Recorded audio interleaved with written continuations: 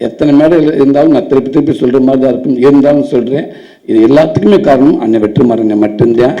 எல்லாத்துக்கும் தெரிஞ்ச விஷயம். நான் இதை மீறி நான் வேறு எதுவும் என்னால் சொல்லவும் முடியாது.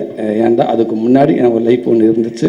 கண்டிப்பாக சுசீந்திரன் மூலமாக எல்லா இயக்குநர்களும் நல்ல இடத்துக்கு கொண்டு வந்து வச்சாங்க. அதுக்கப்புறம் இன்றைக்கி இப்படி ஒரு இடத்துல கொண்டாந்து என்னை வச்சுருக்காண்டா அவர் என் மேலே வச்சுக்க நம்பிக்கை அது சாதாரண நம்பிக்கை இல்லை. அவர் கூப்பிட்டாருன்னு எல்லாரும் அவருக்கு ரெடியாக இருக்கிறப்ப என் மேலே நம்பிக்கை வச்சு விடுதலைங்கிற ஒரு படத்தை கொடுத்து இன்றைக்கி இத்தனை மீடியா முன்னாடி இவ்வளவு ஒரு பெரிய படத்தில் கொண்டாந்து என்னை வச்சிருக்கிறப்ப அது அந்த ஏடி நான் இப்போ தான் பார்க்குறேன். மதியம் என்கிட்ட கேட்டேன், அதை காட்டவே மாட்டேன்ட்டார். இல்லை நீங்கள் அங்கே வந்து பாருங்க, அங்கே வந்து பாருங்கன்றாரு. உட்காந்து பார்க்கப்போ எனக்கு மாதிரியாக ஆயிடுச்சு. ரொம்ப ரொம்ப நன்றிங்கண்ணே, ரொம்ப சந்தோஷங்கண்ணே. அதே நேரத்தில் பெரிய பொறுப்பை கொடுத்துருக்கீங்கண்ணே.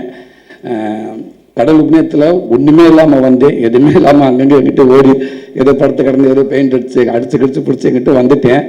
வந்து சத்துக்கு மீறி சம்பாதிச்சிட்டோம் சினிமா மூலமாக. போதும் முடியாது, இதுக்கு மேலே நீ என்ன, எனக்கு நான் பிடிச்ச படங்கள் பண்ணால் போதும் முடியாது. படத்தை நான் அதிகமாக சம்பாதிக்க அவசியமே இல்லைண்ணே.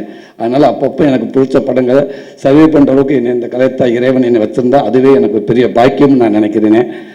ரொம்ப சந்தோஷங்கண்ணே.